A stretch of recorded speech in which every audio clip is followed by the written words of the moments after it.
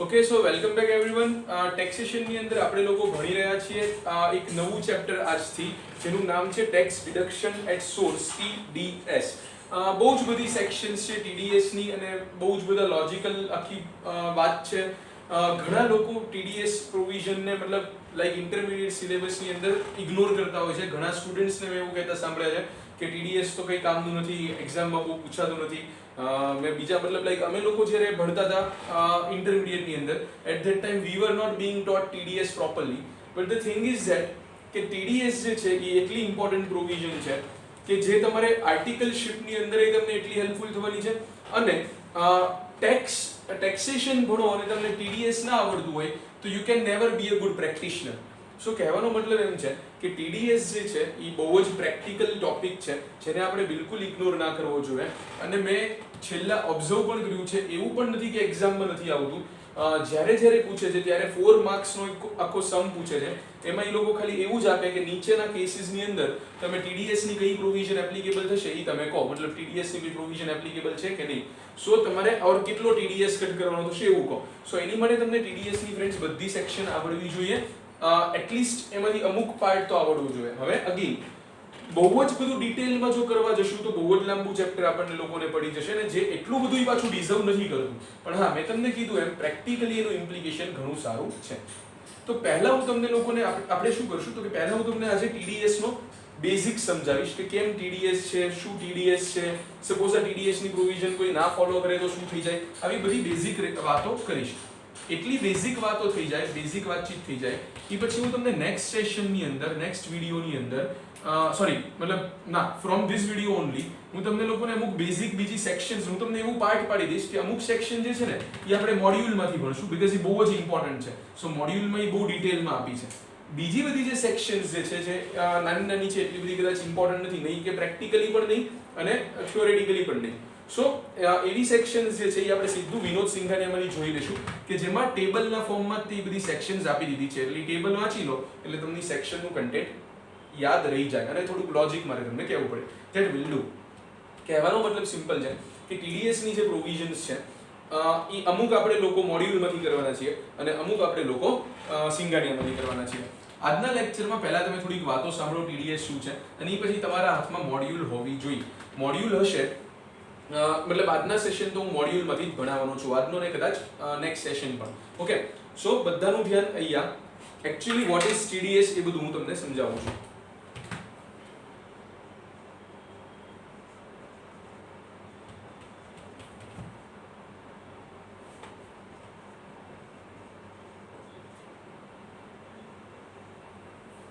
Now tax deducted at source, TDS.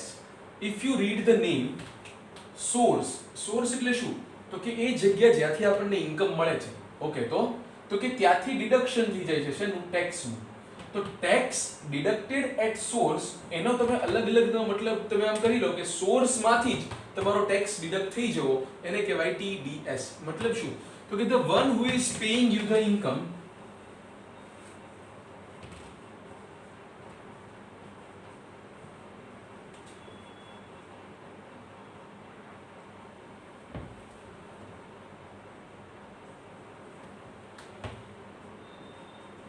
the one who is paying you the income is deducting tax. The one who is paying you the income is deducting tax from that income. એટલે જે વ્યક્તિ તમને tax આપી રહ્યો છે, જે વ્યક્તિ તમને ઇન્કમ આપી રહ્યો છે એ જ તમારો ટેક્સ જે છે એ થોડોક ડિડક્ટ કરી લે છે. Clear or not? સો એનું નામ છે TDS. મતલબ સર હજી સમજાણું નહીં આવું બધું કેમ છે. તો કે સમજો, ઇન્ડિયાની અંદર બહુ બધા લોકો એવા છે કે જે ટેક્સ ભરતા જ નથી અને ગવર્મેન્ટ સુધી એનો આઈડિયા નથી આવતો કે આટલા કરોડ લોકોને ગણવા જાય કે મતલબ કોને ટેક્સ ભર્યો, આમને તેમને કેટલા લોકોની સ્ક્રુટિની કરે, કેટલા લોકોનું વેરિફિકેશન કરે, ધેટ ઇઝ ટફ. એટલે ગવર્મેન્ટને એક વિચાર આવ્યો કે આપણે એક કામ કરીએ, આ લોકો તો ટેક્સ ખુદ તો નથી જ ભરવાના, એટલે આપણે એક એવું કામ કરી નાખીએ કે જે લોકો ટેક્સ ભરવાના જ છે, જે લોકો સાચા એકાઉન્ટ્સ બતાવવાના જ છે, એવા લોકો ઉપર આપણે રિસ્પોન્સિબિલિટી નાખી દઈએ કે એણે બીજાનો ટેક્સ પણ કાપવાનો. તો કે સર એવા કોણ લોકો છે કે જે ટેક્સ ભરવાના જ છે, અકાઉન્ટ્સ બનાવવાના જ છે? તો કે મેઇનલી એવા પબ્લિક કે જે રજિસ્ટર્ડ પાર્ટનરશિપ ફર્મ હોય, કંપની હોય અને ઇન્ડિવિજ્યુઅલ એચયુએફ માંથી એવા લોકો કે જેનું ઓડિટ થતું હોય. સમજ પડે છે? સો આ પબ્લિક એવી છે કે જે શું કરવાની છે તો કે જે એને એકાઉન્ટ્સ બનાવવા જ પડે. કેમ? કારણ કે એમના ખુદના એક્ટમાં લાઈક કંપનીઝ એક્ટ પ્રમાણે અકાઉન્ટ્સ બનાવવા કમ્પલસરી છે.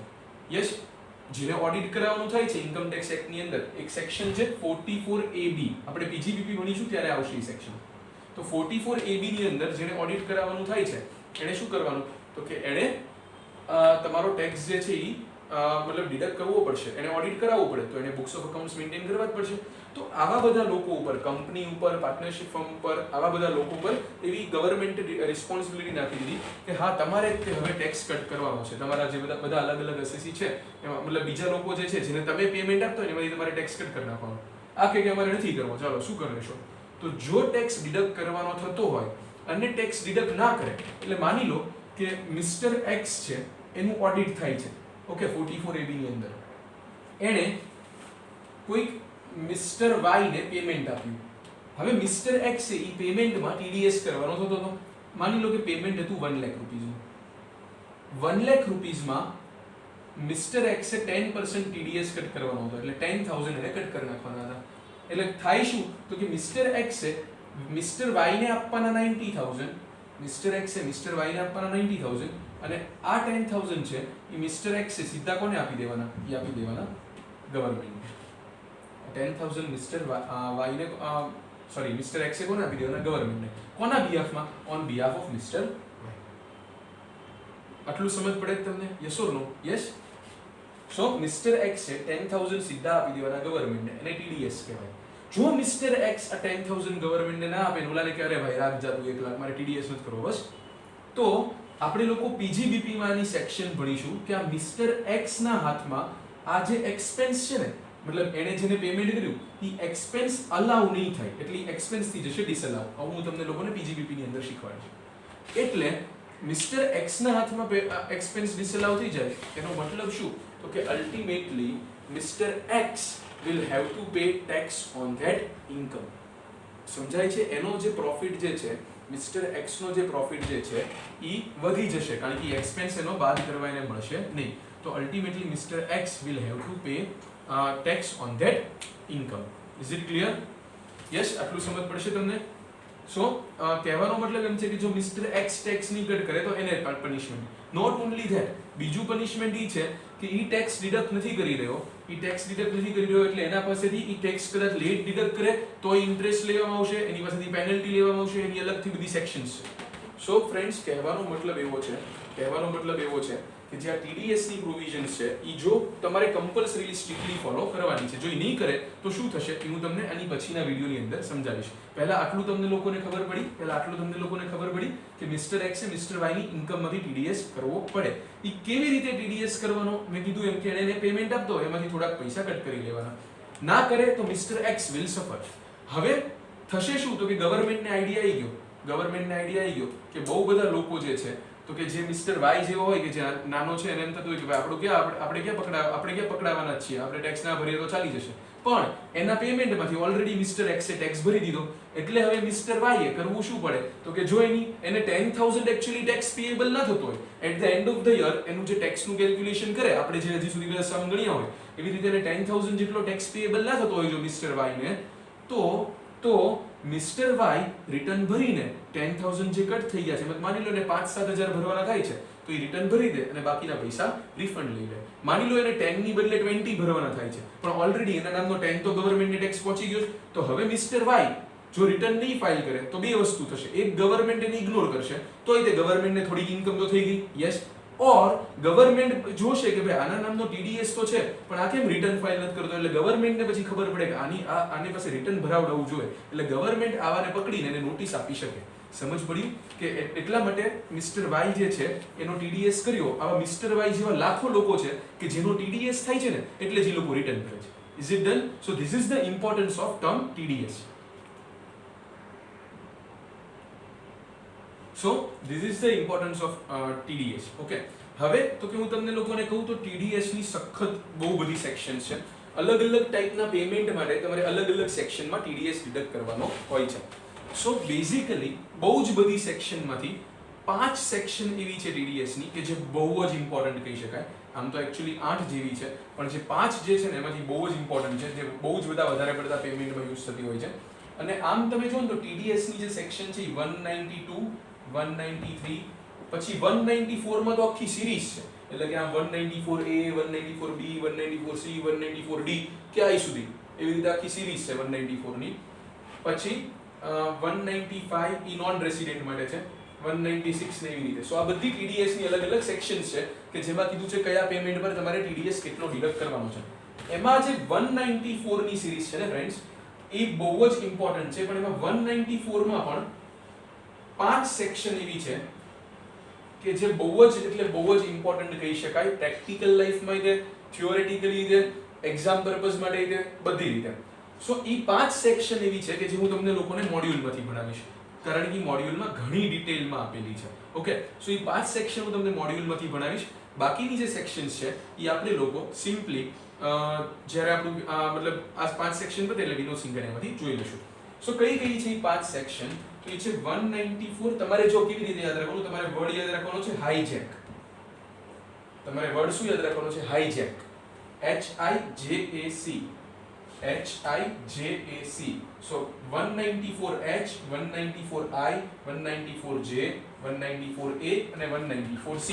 આ 5 એવી સેક્શન છે which are most important sections as far as TDS is concerned. Okay, even in the practical life. Done? Okay. તો આ 5 સેક્શન જે છે એમાં અમુક પોઈન્ટ્સ કોમન પણ છે. મતલબ જે બીજી કદાચ સેક્શનમાં ન જોવા મળે, પણ અમુક એવા પોઈન્ટ છે કે જે આ 5 સેક્શનની અંદર કોમન છે. તો એ આપણે હું તમને એકાદી બે સેક્શનમાં એ થરલી એક બે પોઈન્ટ્સ તમને સમજાવી દઈશ. એ પછી બીજી બધી સેક્શનમાં હું તમને રેફરન્સ આપી દઈશ કે it is like 194H only. તો ત્યારે આપણો એવો ટાઈમ જશે નહીં. Clear? So we are starting with 194H.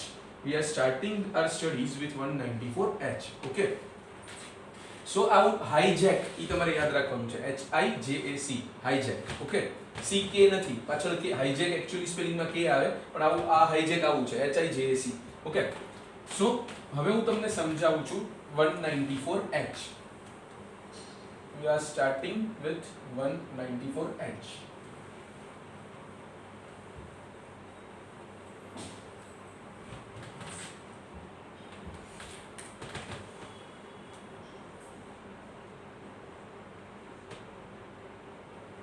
So H is for commission or brokerage.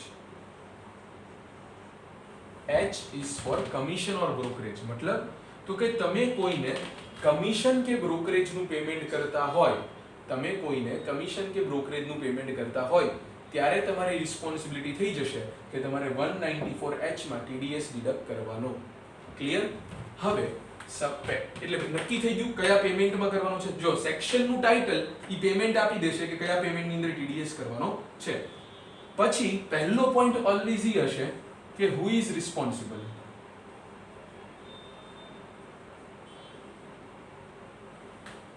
મતલબ કોણ ઈ પર્સન લાયબલ છે કે જેણે TDS ડિડક્ટ કરવાનો છે. તો કે એની assessee other than individual and HUF.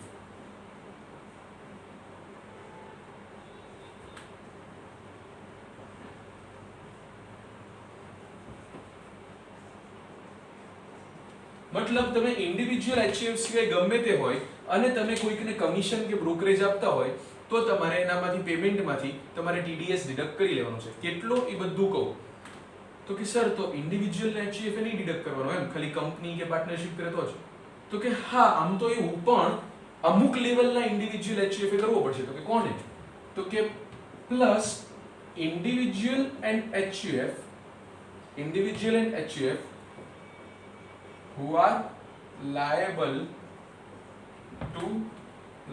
for audit or liable to get their books audited. કહેવાય પણ એટલું બધું કોણ લખે?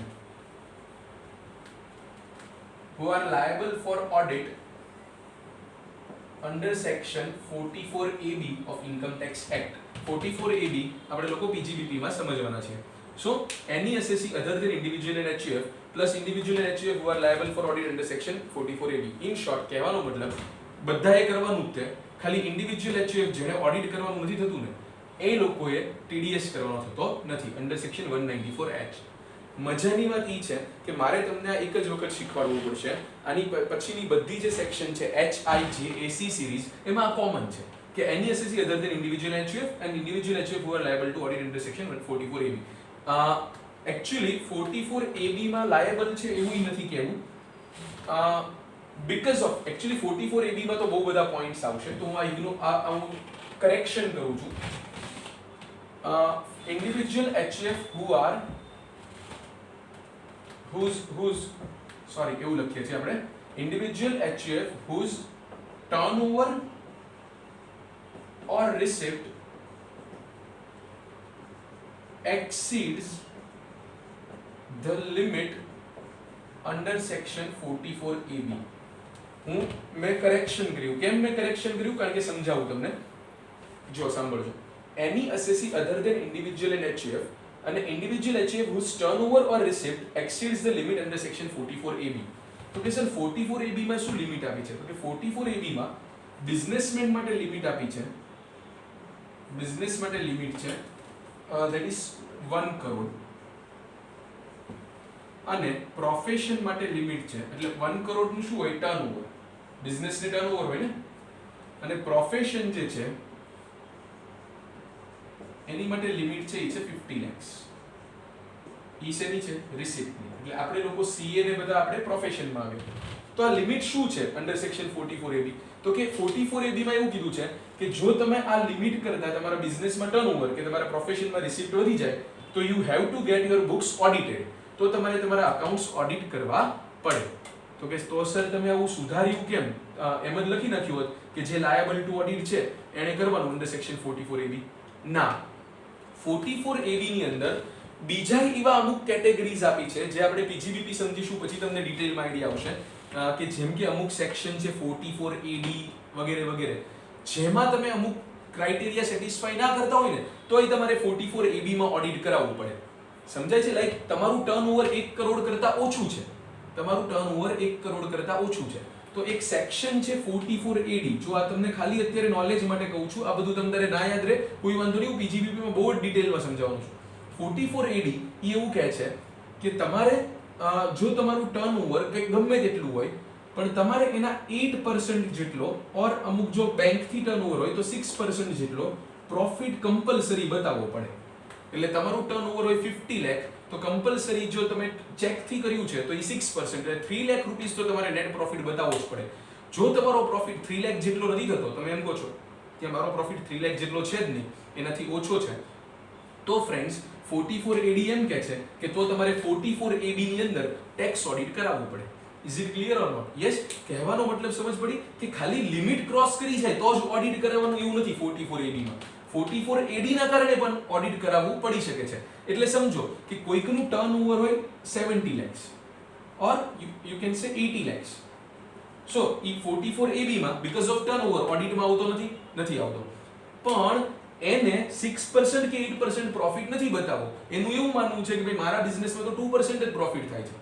ઓકે, એનું એવું માનવું છે કે મારા બિઝનેસમાં 2% જ પ્રોફિટ થાય છે, તો એને ઓડિટ કરાવવું પડશે. પણ બીકોઝ ઓફ 44AD, ઈ કહેવાય તો સેક્શન 44AB નો જ એક પાર્ટ, પણ ઈ બીકોઝ ઓફ 44AD છે તો પછી એને ટીડીએસ કાપવાનો થતો નથી. ટીડીએસ તો જ કાપવાનો થાય છે, ટીડીએસ તો જ ઇન્ડિવિજ્યુઅલ કે એચયુએફ ડિડક્ટ કરવાનો થાય છે જો તમારું બિઝનેસનું ટર્નઓવર 1 કરોડ કરતા વધી જાય અને પ્રોફેશનની રિસિપ્ટ 50 lakhs થી વધી જાય અને એને કારણે તમે 44AB માં ઓડિટ કરાવતા હોય. ક્લિયર? એટલા માટે મેં મારું જે લખેલું હતું સ્ટેટમેન્ટ એ સુધારી નાખ્યું, કરેક્શન કરી નાખ્યું.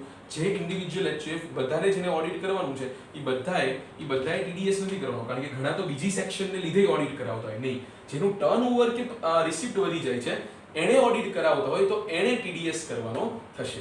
Done or not? યસ. આટલું સમજાઈ જશે બધાને? ડન. ઓકે ફ્રેન્ડ્સ, સો તમને એ આવડી ગયું કે who is responsible for deducting the TDS. Now the next question is at what rate?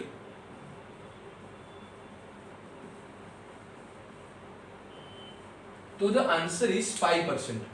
The answer is 5% for 194H. The answer is 5%. For 194H, the answer is 5%. Okay.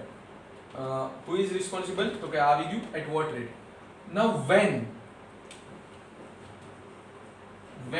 they are liable to deduct the TDS, મતલબ TDS કાપવાનો ક્યારે? તો કે sir કાપવાનો ક્યારે એટલે પૈસા આપતી વખતે તમે જ કીધું. તો કે બની શકે ને કે સામેવાળાએ મને હજી બિલ આપી દીધું છે, સામેવાળાએ મને બિલ આપ્યું, હવે મારે અકાઉન્ટ્સમાં એન્ટ્રી તો કરવાની. માની લો કે કોઈ એક મિસ્ટર વાય પાસેથી મને 50,000 રૂપીસનું બિલ મળ્યું અને એના પર મારે 5% TDS કરવાનું છે. સો 50,000 ના 5% થશે 2500. Let me calculate. યસ, 2500. તો મારે 2500 એના બદલે કોને આપવાના છે? ગવર્મેન્ટને. તો તમારે મતલબ અકાઉન્ટિંગ એન્ટ્રીના ટાઈમે જ શું TDS કાપી લેવાનો કે ના ના સર પેમેન્ટ કરતા હોય ત્યારે જ કાપવાનું? તમે સમજો, તમે શું કરશો, તમે એની પાસેથી બ્રોકરેજની તમે સર્વિસ લીધી છે તો તમારો બ્રોકરેજ તમારો એક્સપેન્સ હશે. એટલે તમે શું કરશો? બ્રોકરેજ એકાઉન્ટ ડેબિટ કેટલાથી? તો કે સર 50,000 થી. એ મારો એક્સપેન્સ થઈ ગયો. અગ્રી.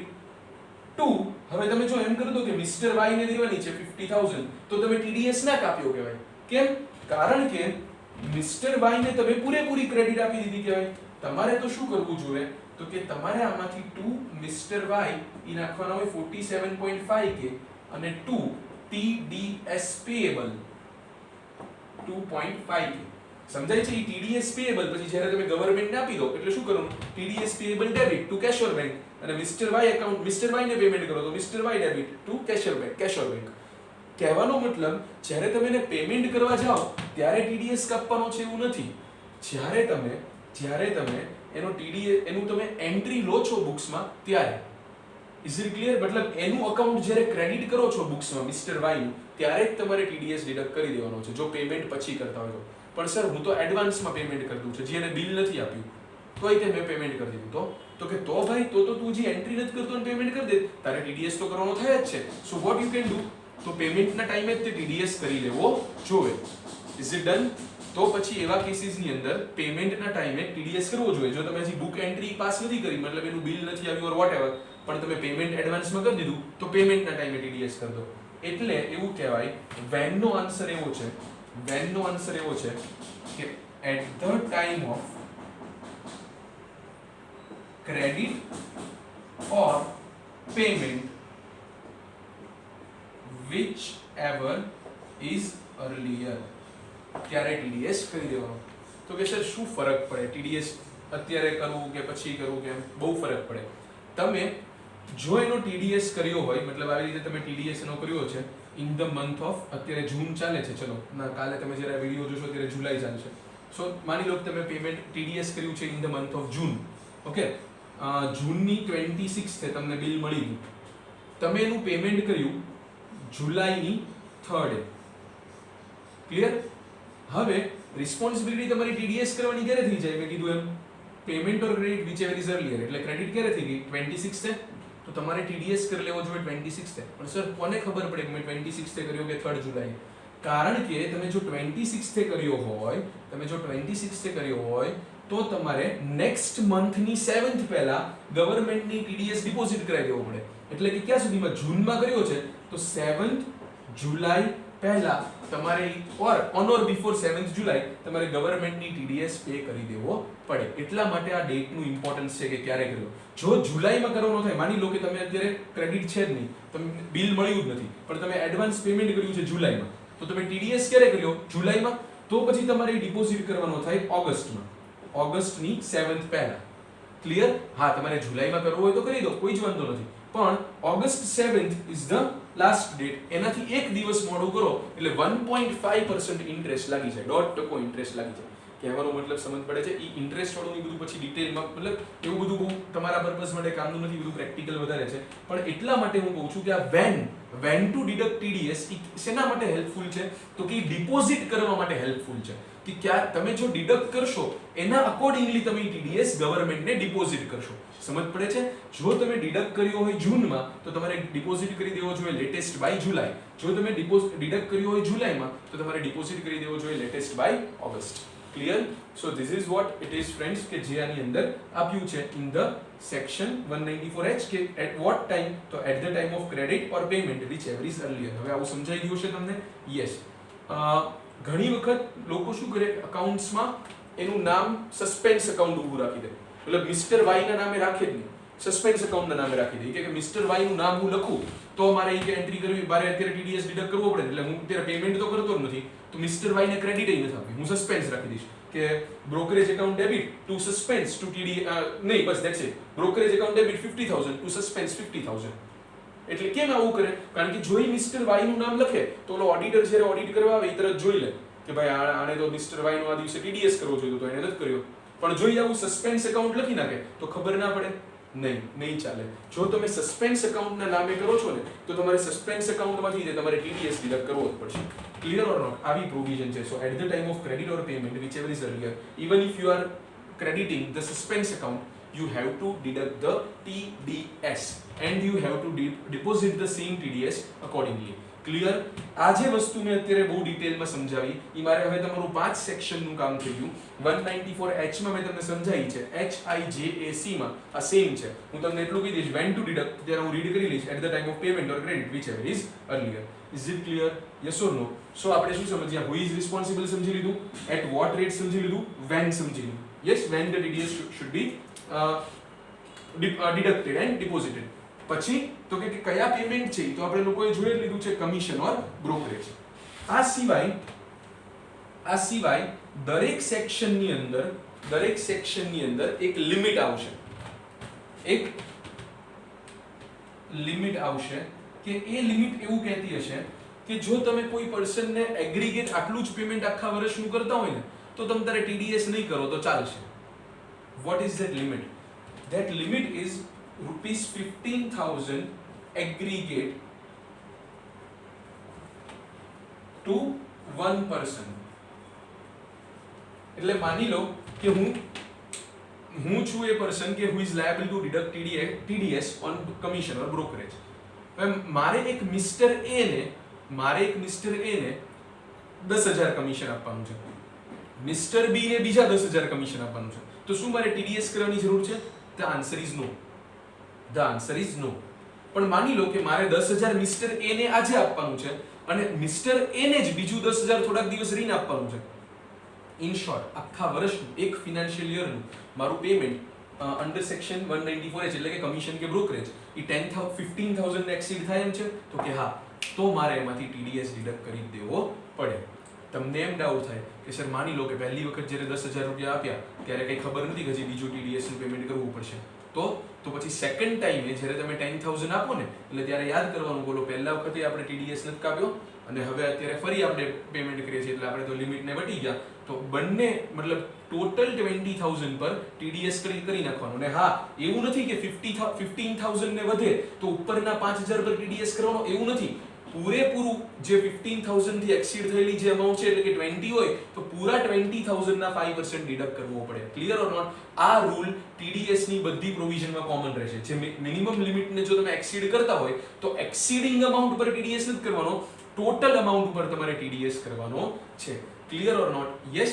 તો એટ ધેટ ટાઈમ તમારે શું કરવું પડશે તો કે એટ ધેટ ટાઈમ તમારે પૂરા 20,000 પર ટીડીએસ કરવો પડશે. નોટ ઓનલી ધેટ, પહેલા 10,000 વાળો ટીડીએસ તમે લેટ કર્યો ગણાશે અને તમને એના ઉપર ઇન્ટરેસ્ટ પેનલ્ટી પણ લાગશે, ઇન્ટરેસ્ટ લાગશે. સમજ પડી? તમને એમ થાય કે સર હું તો જેન્યુઇન કેસ હતો, મને નથી ખબર. સોરી, ઇન્કમ ટેક્સ આમાં બાંધછોડ કરતી નથી. જે પ્રોવિઝન બનાવી છે એ આટલા માટે જ આવી સ્ટ્રિક્ટ બનાવી છે કારણ કે એમને એવો ડર છે કે નહીતર તો પછી તમે લોકો બધા પહેલા વખત 10,000 જ્યારે કરો ત્યારે કોઈ તમે પેમેન્ટ જ નહીં કરો, પછી તો તમે પાછળથી એમ કહીને નીકળી જશો કે મને થોડી ખબર હતી એટ ધેટ ટાઈમ કે મારે ટીડીએસ કરવો પડશે. તો એવું તમે કંઈ ના નીકળી શકો. એટલે આખા વર્ષમાં જો 15,000 કરતાં વધી જતું હોય તો એ કહે છે કે તમારે પેમેન્ટ પર ટીડીએસ ડિડક્ટ કરવો પડશે. Is it done? Yes or no? Yes. So in one person per aggregate, but aggregate 15,000. ઘણા લોકો કેવું કરતા હોય મને કહો, આવું કરવાનું નહીં, હું તમને શીખવાડતો નથી આવું કરવાનું, બટ આવું કરતા હોય છે. મેં આવું પ્રેક્ટિકલી જોયું છે કે મિસ્ટર એક્સ છે એણે એક મિસ્ટર એ ને, તમે જુઓ કમિશન બ્રોકરેજ એટલે શું છે તો કે એને કંઈક વસ્તુ આપણને વેચી છે યા તો એને આપણું કંઈક કામ કરી દીધું છે જેમાં આપણે એને કમિશન કે બ્રોકરેજ આપવાની હોય. જેમ કે માની લો ને બ્રોકર છે, એણે આપણને એક પ્રોપર્ટી બતાવી હતી કે ભાઈ આપણે એક નવી પ્રોપર્ટી રેન્ટ પર લેવી હતી, આપણી કંપનીએ મિસ્ટર એક્સ છે કે જેનું રેન્ટ જે હતું ને એ હતું કંઈક 20,000. ઓકે, હવે 20,000 નું રેન્ટ પર આપણે પ્રોપર્ટી લેવી હોય તો બ્રોકરે આપણને એક નવી પ્રોપર્ટી મસ્ત ફાઇન્ડ કરી દીધી જેનું 20,000 રેન્ટ આવ્યું.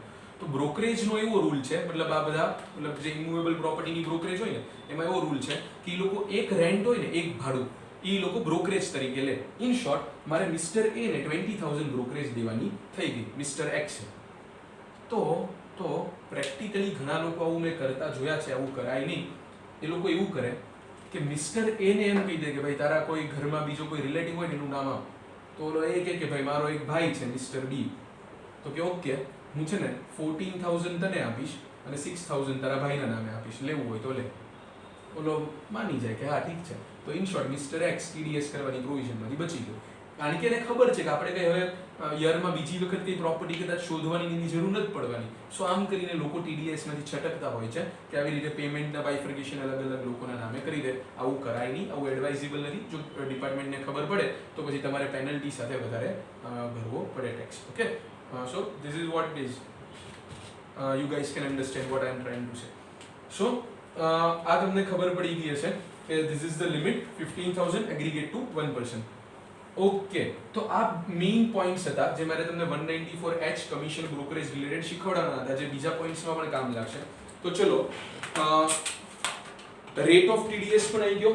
યસ, બધું ઘણું કવર થઈ ગયું છે. હવે ટાઈમ આવી ગયો છે કે આપણે લોકો મોડ્યુલમાંથી સમજી લઈએ કે શું આપ્યું છે બધું. પેજ નંબર આવી જાવ 9.30 પર. મોડ્યુલમાં પેજ નંબર 9.30 જેમાં છે topic number 3.13 commission or brokerage section 194H મળ્યું. Yes.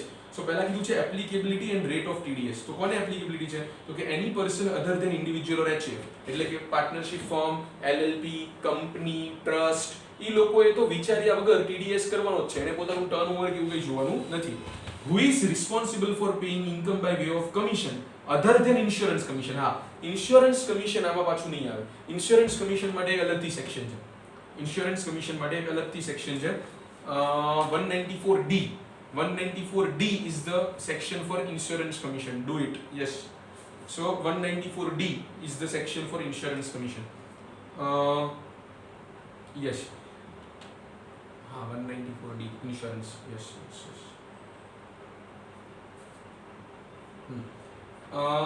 Other than insurance commission or brokerage to a resident shall deduct income tax at the rate of 5%. Yes, જો આ બધામાં છે ને 194HIJAC આ બધામાં તમે પેમેન્ટ કોને કરો છો ખબર છે? રેસિડેન્ટને.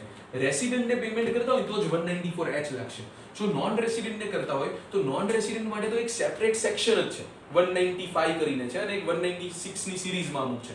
સો નોન રેસિડેન્ટની અહીંયા વાત નથી, અહીંયા વાત કોની છે? રેસિડેન્ટની. તમે પેમેન્ટ કોને કરો છો? રેસિડેન્ટને. તો તમારે ટીડીએસ કરવાનો છે at the rate of 5%. Clear?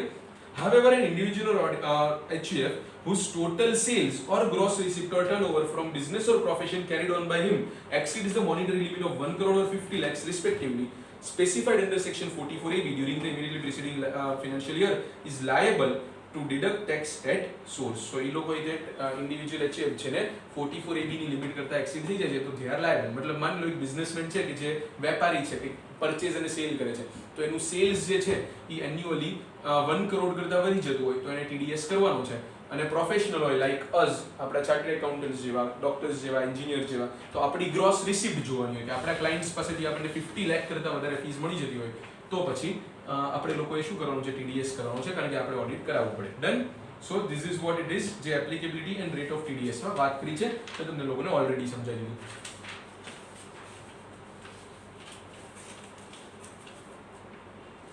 Done. Number 2 time of deduction. તો એમાં આખું તમે વાંચશો એટલે તમને ખબર પડી જશે, પણ તમારે શોર્ટમાં ખાલી લખી નાખવાનું. ચલો એકવાર હું વાંચી લઉં. The deduction shall be made at the time of such income is credited to the account of the payee or at the time of payment in cash or by issue of check or draft or by any other mode whichever is earlier. કહેવાનો મતલબ at the time of credit or payment whichever is earlier. એમ કે છે even where the income is credited to some other account whether called suspense account or by any other name in the books of accounts of the person liable to pay such income, such crediting shall be deemed to be credit to the account of P for the purpose of this section. મતલબ મેં તમને કીધું એમ તમે mister Y ના બદલે કોઈ બીજાનું નામ ક્રેડિટ કરી નાખ્યું કદાચ બુક્સમાં તો પણ અમે તમારી પાસે ટીડીએસ ની રિસ્પોન્સિબિલિટી લગાવી દઈશું. તમારે ટીડીએસ તો ડિડક્ટ કરવાનો જ છે. Done. Okay. Number 3 number 3 is threshold limit. Number 3 is threshold limit મતલબ કેટલા લિમિટ સુધી TDS નહીં કરો તો ચાલશે. મેં કીધું એમ 15,000. So no deduction is required if the amount of such income or aggregate of such amount does not exceed 15,000 during the financial year. To individual person એવું લખી નાખો. ટુ ઇન્ડિવિજ્યુઅલ પર્સન અલગ અલગ હોય તો ચાલે. Meaning of commission or brokerage. So એમ કે છે એ તો ડેફિનેશન જેવું છે, એમાં કંઈ બહુ ઉતરવાનું નથી. આપણે ઇન્કમ ટેક્સ ભણીએ છીએ, આપણે કંઈ કમિશન બ્રોકરેજનો મતલબ અહીંયા સમજવા બેઠા. You guys can understand it, right? કે કોઈ એજન્ટ હોય, બ્રોકર હોય, એને જે પૈસા આપીએ એ. સો ઇગ્નોર ઇટ. તમારે વાંચવું હોય તો વાંચો. Non applicability of TDS under section 194H. So 194H માં TDS તમારે ક્યારે નથી કરવાનો?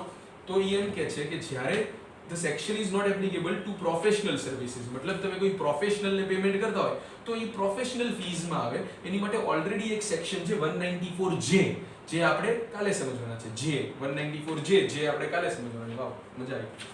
સો એમાં નથી applicable. Done. Further there would be no requirement to deduct tax at source on commission or brokerage payment by BSNL or MTNL to their public call office franchises. મતલબ BSNL કે એને બધા પહેલાના જમાનામાં હતા ને PCO રાખ્યા હોય ને ત્યાં એ લોકો શું કરતા હોય? એ લોકો BSNL કે MTNL ની ફ્રેન્ચાઇઝી લીધી હોય તો એ લોકોને શું કરવું પડતું હોય? તો કે એ લોકોને BSNL કે MTNL એને કમિશન આપે કે તમારે જેથી આટલા ફોન લાગે ને તો આટલું તમારું કમિશન. તો ઓબ્વિયસલી BSNL MTNL ગવર્નમેન્ટના છે, મતલબ ગવર્નમેન્ટના અંડરવાળા યુનિટ છે. તો એ લોકો એમ કહે છે કે એ લોકો TDS નહીં કરે, ચાલશે. કારણ કે આમ પણ એ લોકો બધું કરતા હશે તો કામ હોપફુલી જેન્યુઇન કરતા હશે ને. પ્લસ મોસ્ટલી ગવર્મેન્ટ ઓથોરિટીઝ, એ તમે આગળના પણ સેક્શન્સમાં આપણે લોકોને ભણવામાં આવશે, આગળની સેક્શનમાં પણ જોશું કે government authorities they tend to avoid the provisions of TDS. Clear or not? Yes. મતલબ એમને ના કરવું પડે એવું વધારે ટ્રાય કરતા હોય છે. એ પછી જે છે ને 6th point, applicability of TDS provision on payment of television channel. આ હું તમને 194C ની સાથે સમજાવીશ. કોની સાથે? 194C. જ્યારે આપણે લોકો સમજીશું 194C ની અંદર કોન્ટ્રાક્ટર, પેમેન્ટ ટુ કોન્ટ્રાક્ટર, તો ત્યારે સમજશું. અત્યારે આપણે નથી સમજી રહ્યા. સો એ વાળો પોઈન્ટ ડન. ઇલસ્ટ્રેશન 6 જે છે એ પોઈન્ટ રિલેટેડ જ છે કે જે 194C સાથે કનેક્ટેડ છે. સો અત્યારે આપણે નથી કરી રહ્યા. ડન. ઓકે. સો અહીંયા આગળ મેં તમને એક સેક્શન સમજાવી દીધી which is 194H. આગળ વધું છું અને હવે હું તમને આજના લેક્ચરમાં સમજાવી રહ્યો છું another section which is 194I. પણ એ પહેલા તમારે કોઈ રીડ કરવું હોય તો you guys can રાઇટ કરવું હોય એવું શોર્ટમાં તો તમે આમાંથી કઈ લખી શકો છો. યસ.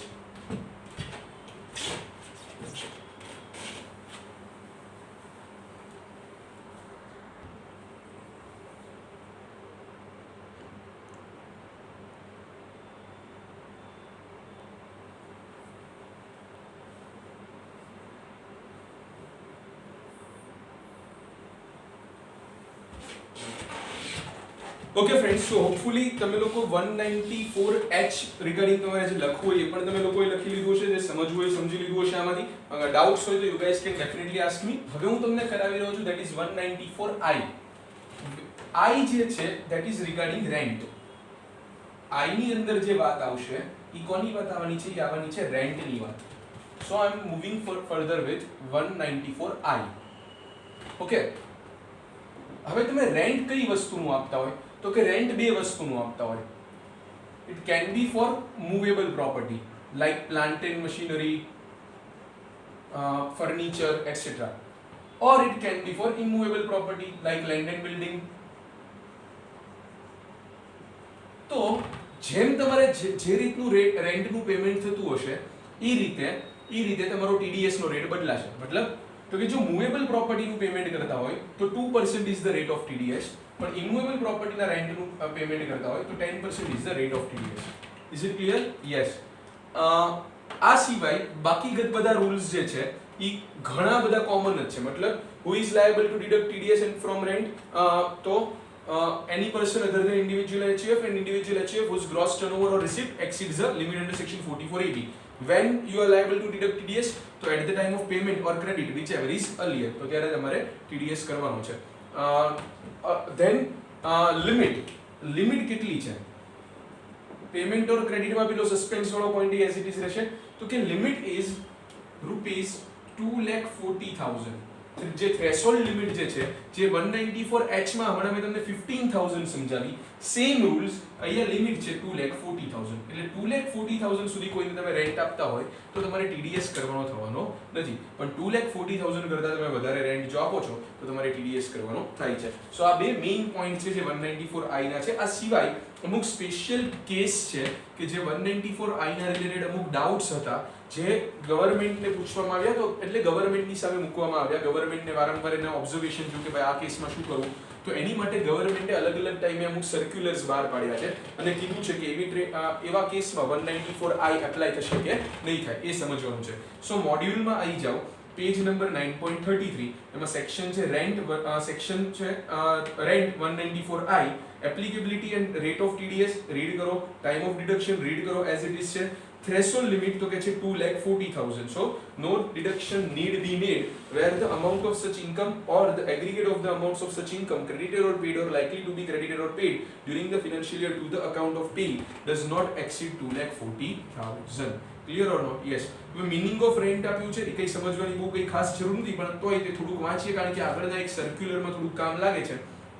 So એમ કે છે rent means any payment by whatever name called under any lease, sublease, tenancy or any other agreement or arrangement for the use of either separately or together any land or building or land appertaining to a building, machinery, plant, equipment, furniture and fittings, whether or not any of the all of the above are owned by the payee. તો honour હોય payee કે ના હોય એ આવશે. અને રેટમાં તમે જુઓ 2% in respect of plant, machinery અને ઇક્વિપમેન્ટ છે આગળના પેજમાં, અને 10% કોના માટે છે?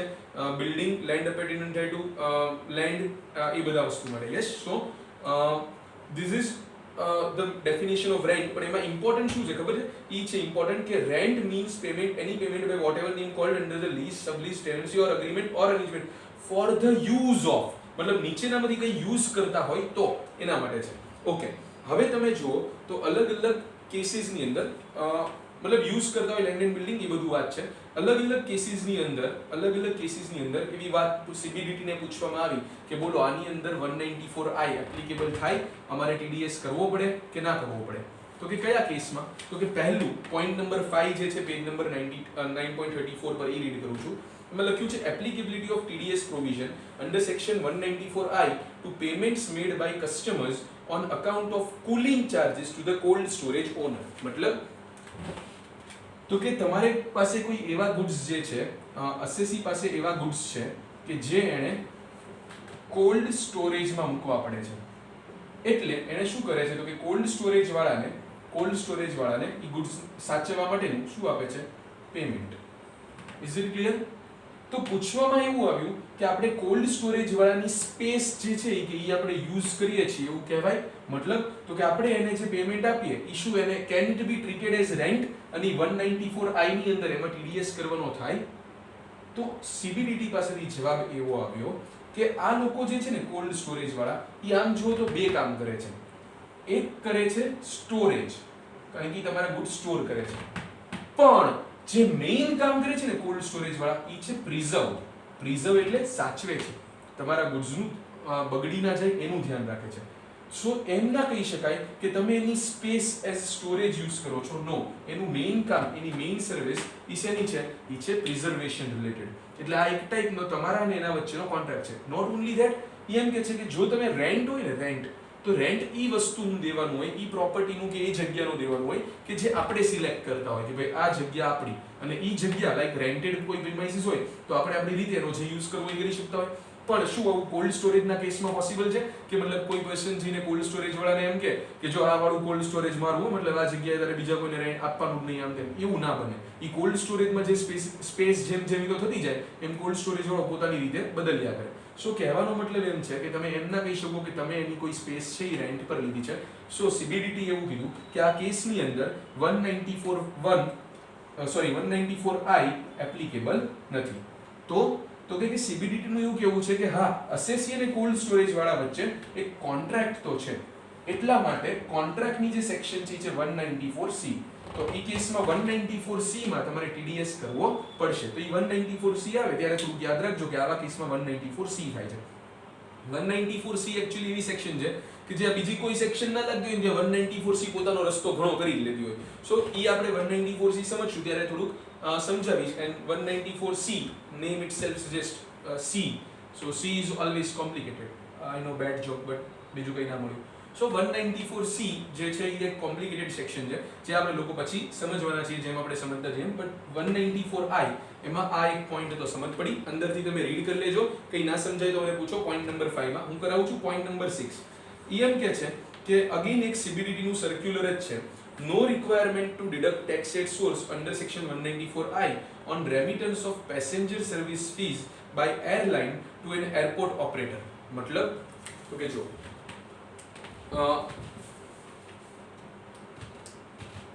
અહીંયા સમજાવું, અહીંયા ધ્યાન કરતા. આ શું છે? સ્ક્વેરની આ એક એરપોર્ટ છે. ઓકે, અહીંયા આગળ એનો રનવે છે. રનવે એટલે ખબર પડે, પ્લેન દોડતું ઉડવા માંડે તો એને રનવે કહેવાય. કાં તો ઉડતું વળી આવે ને અહીંયા દોડવા માંડે ને પછી એ સ્ટોપ કરે ને ઉતારે લોકોને. અહીંથી લઈ ગયા હોય મતલબ પેસેન્જરને તો અહીંથી રનવેથી ચાલે લઈ ગયા અને ત્યાંથી મતલબ ત્યાં બીજી જગ્યાએ આવું એરપોર્ટ હોય ત્યાં લેન્ડ કરી દે. કહેવાનો મતલબ એમ છે કે આવો એક ટાઈપનો રનવે છે. અહીંયા બધી અલગ અલગ બધી ફ્લાઇટ્સ જે હોય મતલબ અલગ અલગ એરલાઇન્સ હોય. જેટ એરવેઝ છે ઓલમોસ્ટ કંઈક એવું સાંભળ્યું છે કે હમણાં બંધ થયું કે વોટેવર. કિંગફિશર તો એ બંધ થયેલું બધું કહે મને કઈ Indian airlines, air India, Indian airlines, મને કેમ સારી કોઈ એરલાઇન, ઇન્ડિગો. યસ. સો તો એ બધી એરલાઇન્સ વાળા હોય એ એરપોર્ટનો યુઝ કરતા હોય. એ લોકો એરપોર્ટનો યુઝ કરે એકચ્યુઅલી જે પ્લેનની ટિકિટ હોય એ તો એ લોકોને મળતી હોય. યસ. તો જ્યાં એરપોર્ટ મેન્ટેન કરે છે એને શું મળે? તો એ લોકો એરપોર્ટ મેન્ટેન કરતા હોય એ લોકો એ એરલાઇન્સ વાળા પાસેથી પેસેન્જર સર્વિસ ફીસ એવું માંગતા હોય. પેસેન્જર સર્વિસ ફીસ એટલે એ એરલાઇન્સ એ એરપોર્ટ ઓથોરિટીને પેસેન્જર સર્વિસ ફીસ આપે છે. તો કે પેસેન્જર સર્વિસ ફીસ કેમ આપે છે? તો વાત એવી થઈ, કોઈકે એવું કીધું કે આ પેસેન્જર સર્વિસ ફીસ એટલા માટે આપે છે કારણ કે એ બધી એરલાઇન્સ જે છે ને એ આ એરપોર્ટની આ લેન્ડ જે છે એનો યુઝ કરે છે. સમજો કે એરપોર્ટની લેન્ડ યુઝ કરે છે. અને હમણાં ઉપર ડેફિનેશન હતું ને મિનિંગ ઓફ રેન્ટ, તો કે એમાં એવું લખ્યું હતું ને કે યુઝ ઓફ, તો એમાં પહેલું જ હતું લેન્ડ. તો યસ, યુઝ ઓફ લેન્ડ. તો પછી આ શું થઈ ગયું? તો કે તો પછી આપણે એક ટાઈપનું એને જે પેસેન્જર સર્વિસ ફીસ આપીએ છીએ, જે પેસેન્જર સર્વિસ ફીસ આપીએ છીએ એ તો એક ટાઈપનું શું છે? તો કે એ તો એક ટાઈપનું રેન્ટ છે અને એના ઉપર કરવો જોઈએ TDS. આવી બબાલ થઈ. તો કે યાર લોજિકલી આવું નથી લાગતું કે આ કઈ રેન્ટ છે. એ એક ટાઈપનું જસ્ટ બીકોઝ એમને ત્યાં હેલ્પ કરે છે બીકોઝ એરપોર્ટ ઓથોરિટી જે છે એ ત્યાં આગળ એમની ફ્લાઇટ્સને આવવા જવા દે છે એટલા માટે. You can not say that they are using the land. Okay, હા, land is a part, મતલબ યુ કેન સે એમની સર્વિસીસ માટે ઇમ્પોર્ટન્ટ છે કે એમની એરપોર્ટની જગ્યા પરથી જ એમના બધા કામ થાય.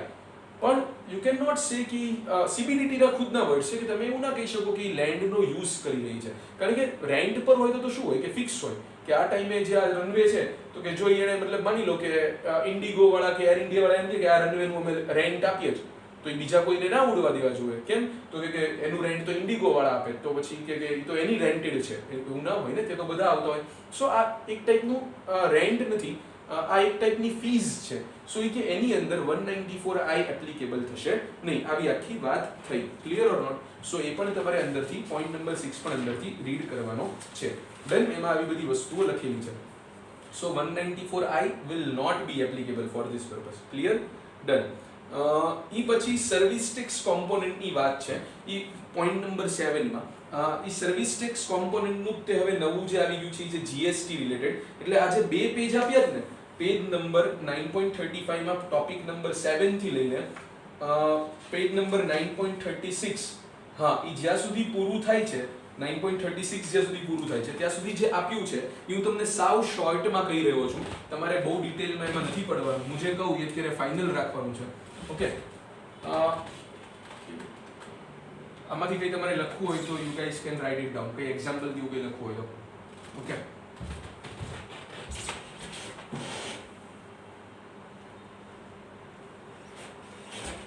then assuming you must have copied or you must have wrote it down. જે તમારે લખવું હોય એ તમે લખી લીધું હશે. હવે તમે સમજો, ઘણી વખત બધું મતલબ રેન્ટ છે એક ટાઈપની શું છે? રેન્ટ છે એક ટાઈપની સર્વિસ તમને આપે છે સામેવાળો, એની સામે તમે પેમેન્ટ કરો છો. યસ.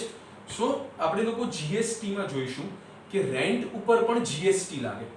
મતલબ માની લો કે મિસ્ટર એક્સ જે છે એ મિસ્ટર વાય ને રેન્ટ પે કરે છે. તો એ કેમ રેન્ટ પે કરે છે? કારણ કે મિસ્ટર વાય મિસ્ટર એક્સ ને એની સર્વિસીસ આપે છે. તો સર્વિસ આપતો હોય તો એના ઉપર એને સર્વિસ ટેક્સ લગાવવો પડે. તો આન્સર ઇઝ યસ.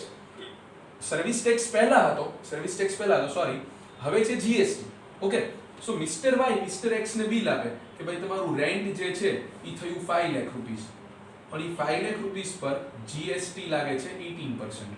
ઓકે, આવું જસ્ટ એક સિમ્પલ એક્ઝામ્પલ છે. સો 90,000 થવો જોઈએ. યસ, સો 5,90,000 રૂપીસ તમારે પેમેન્ટ કરવાનું છે including GST. Okay, now question is કે તમારે જે 10% ટીડીએસ કરવાનો છે એ શું 5 લાખ પર કરવાનો કે 5,90,000 પર કરવાનો? વિચારો, લોજિકલી વિચારો. 5 લાખ પર કરવાનો કે 5,90,000 પર? જો તમારામાંથી કોઈ એવું વિચાર્યું હોય, પહેલા તો વિચાર્યું કે નહીં? એક મિનિટ એવું તો પોઝ કરી લો ને, વિચારો 5 લાખ કે 5,90,000?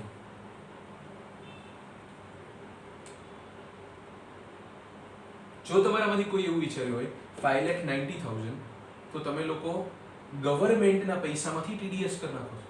એટલે લાઈક ગવર્મેન્ટ પેલું કે યાર હમારા માલ હમી કો બેચતા હે, એમ ટીડીએસ અમે લોકોએ બનાવ્યો અને તું અમારા જ પૈસામાંથી કરી. આ 90,000 કોના છે? GST. It is government revenue. તો યાર એમાંથી થોડો ટીડીએસ કરાય. એટલે ગવર્મેન્ટને એમ કહેવાનું કે જો અમારે તમને 90,000 આપવાના જ ને ઓલા, એની બદલે અમે થોડો ટીડીએસ કરી નાખીએ. થાય નો થાય. ગવર્મેન્ટના પેમેન્ટ ના થાય, ગવર્મેન્ટના પેમેન્ટમાંથી ટીડીએસ ના કરાય. સમજ પડે છે? સો ઇન શોર્ટ, તમારે જે ટીડીએસ કરવાનો હોય ને એ આ 5 લાખ ઉપર કરવાનો હોય, તમારે 90,000 પર ના કરાય, બીકોઝ એ ગવર્મેન્ટના પૈસા છે. હોપફુલી આટલું તમને લોકોને સમજાઈ ગયું છે. ઈ જ ત્યાં આપ્યું છે. હવે આ રૂલ જે છે ને બધા સેક્શનમાં લાગુ પડે છે. જ્યાં જ્યાં જીએસટી આવતું હોય, લાઈક કમિશન ઉપર જો જીએસટી લાગ્યું હોય ને, તો ત્યાં આ જ રૂલ છે કે જીએસટી ના પૈસામાંથી ટીડીએસ થશે નહીં. જે આ જે નેટ અમાઉન્ટ હોય, નેટ ઓફ જીએસટી, એના ઉપર જ ટીડીએસ કરવાનો. એટલે ટીડીએસ તમારે 50,000 કરવાનો. Done or not? યસ. આટલું બધાને સમજ પડશે. સો બહુ બધું એ ડિટેલમાં દોઢ પેજ વાંચીને ટાઈમ બગાડવાની કોઈ જરૂર નથી. ઓકે, પેજ ટર્ન કરી લો. પછી આપ્યો છે પેજ નંબર 9.37 પર પોઈન્ટ નંબર 8. એમ છે clarification on applicability of TDS provision of section 194I on lump sum lease payment paid for acquisition of long term lease. મતલબ તો કે ઘણી વખત તમે લોંગ ટર્મ લીઝ લેતા હોય. લોંગ ટર્મ લીઝ એટલે 10 years, 20 years, 30 years, 40 years, 50 years, even 99 years વાળી લીઝ સાંભળેલી છે કે તમે કોઈ પ્રોપર્ટી 99 years કે એટલા બધા યર્સ માટે તમે લીઝ પર લો છો. 99 years એટલા માટે લીઝ પર તમે લો છો. તો ઈ ત્યારે જ્યારે તમે લીઝ પર લેતા હોય ને, તો ત્યારે તમે પહેલી વાર એક લમ્પસમ પેમેન્ટ આપતા હોય. ઈ રેન્ટ નથી, ઈ લમ્પસમ પેમેન્ટ છે. રેન્ટ તો પછી તમે લીઝ રેન્ટ ઈ તો તમે પછી એવરી મંથ કે એવરી યર તમારા અગ્રીમેન્ટ પ્રમાણે તમે આપવાના છો, પણ આ લમ્પસમ પેમેન્ટ છે. તો કે શું આ લમ્પસમ પેમેન્ટ એમાં 194I માં ટીડીએસ કરવાનો? તો ગવર્મેન્ટે એનો જવાબ આપ્યો કે શું આ લમ્પસમ પેમેન્ટ એવું છે કે જે ફ્યુચરમાં રેન્ટના પેમેન્ટ સામે એડજસ્ટ થઈ જશે? મતલબ તમે આજે આ લમ્પસમ પેમેન્ટ આપ્યું છે 10 લાખ રૂપીસ, તો એ ફ્યુચરમાં તમારે ક્યારેક રેન્ટ નહીં ભરવું પડે અને એની બદલે આ 10 લાખ થોડા એડજસ્ટ થઈ જશે. તો કે ના એવું તો નથી. તો કે જો એવું એડજસ્ટેબલ ના હોય ને, મતલબ આ તમે લમ્પસમ આપ્યું છે એ રેન્ટનો આ કોઈ દિવસ રેન્ટની સામે નથી જવાનું, તો એ કે આ રેન્ટના નેચરનું છે જ નહીં, એટલે અહીંયા 194I એપ્લિકેબલ ના થાય. સો અહીંયા આગળ 194I ની પ્રોવિઝન એપ્લિકેબલ નથી થતી. કેમ? બીકોઝ તમે એને ક્યારેય રેન્ટની સામે ગણવાના જ નથી.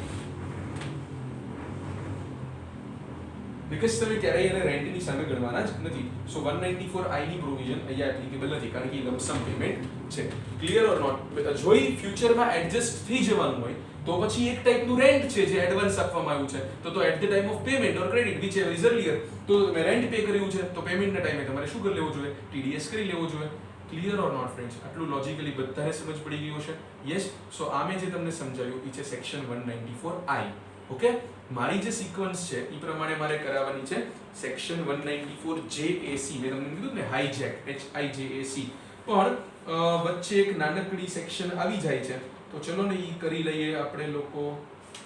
194IA કે પછી ના આજ ના આવીએ, શું કરવું છે? Let me C.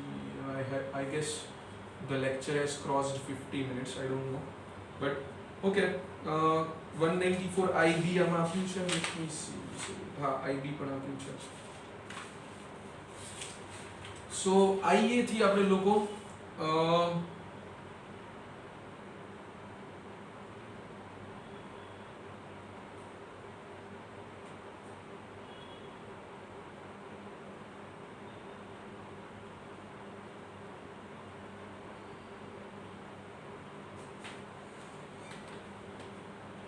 IA થી આપણે લોકો નેક્સ્ટ લેક્ચરમાં આવીએ.